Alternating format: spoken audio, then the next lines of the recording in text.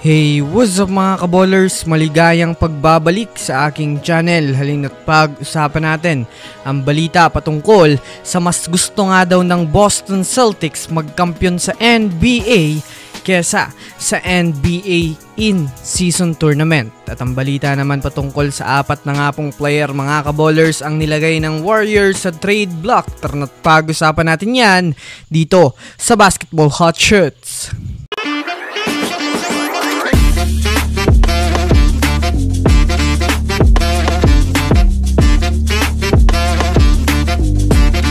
Una nga muna tayong dumako mga kaballers sa balita patungkol sa mas gusto nga daw ng Boston Celtics magkampiyon sa NBA kesa sa NBA Cup. Well, alam naman nga natin sa ngayon mga kaballers na isa pa rin ng Boston Celtics sa mga teams na kinatatakutan ngayon sa liga. Bagamat man nga po mga kaballers hindi sila nakapasok sa quarterfinals ay masasabi nga natin na hindi naman nga ito mga kaballers makakaapekto sa kanilang kupunan. Ayon nga po mga kaballers sa naging pahayag ni Jason Tatum, mas nakafocus nga daw sila sa pagdepensa ng kanilang kampyonato kaysa peliting magkampiyon sa NBA Cup.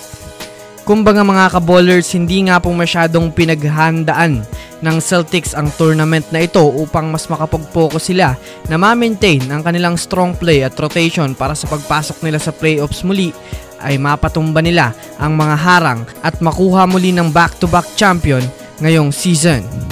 Kung susumadahin nga natin mga kaballers, kahit man nga po hindi nakapasok ang Celtics sa knockout round ng NBA Cup, ay di rin naman nga sila mga kaballers na apektuhan bagkos maganda at malakas pa rin naman ang kanilang performance sa liga.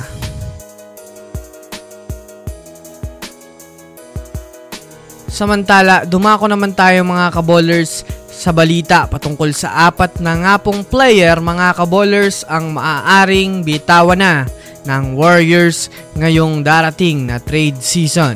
Sa hindi nga po magandang sitwasyon ng Warriors ngayon ay masasabi nating hindi nga ito nakakabuti sa kanilang karera ngayon, lalo pat kapag nagstay nga po sila mga kaballers sa ganyang sistema ay masasabi nating maaari na naman nga silang bumagsak at mahirapan na naman makapasok sa playoffs. Sa kasalukuyan nga po mga kaballers ay apat na nga pong player ang inilagay ni Mike Dunleavy Jr.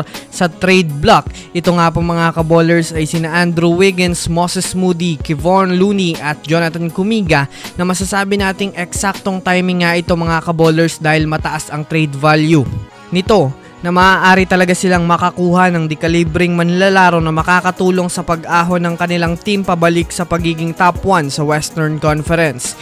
Hindi na rin naman nga po mga kaballers malabo para sa Warriors na magbitaw ng player, lalo pat gusto na rin naman nga nitong makakuha ng kampyonato ngayon. Bukod pa dyan, nakafocus na rin naman nga si Mike Dunleavy Jr. sa improvement talaga ng kanilang kupunan.